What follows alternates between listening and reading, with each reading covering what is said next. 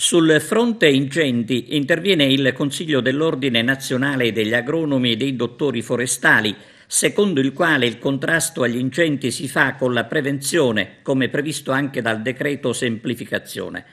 Anche il 2020, scrive il CONAF, ha portato un'estate rovente con incendi boschivi quasi sempre di origine dolosa. A fianco delle forze dell'ordine impegnate ad arrestare i delinquenti, la nostra esperienza, dicono i dottori agronomi e forestali, ci porta verso una soluzione unica, e cioè l'impegno a lungo termine, con investimenti per una adeguata prevenzione, con opere specifiche quali fasce parafuoco, sistemazione della viabilità forestale e una gestione attiva del bosco. L'auspicio è anche di recuperare l'enorme patrimonio di conoscenza del territorio, di tecniche di spegnimento acquisito dal personale del Corpo Forestale dello Stato, soppresso nel 2016.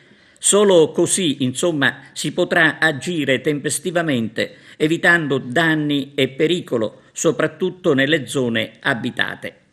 Ovviamente si spera di averla vinta sui delinquenti, che creano quello che anche nell'Agrigentino si è visto di brutto per quanto riguarda gli incendi, con i Canadair a fare la spola con il mare di San Leone.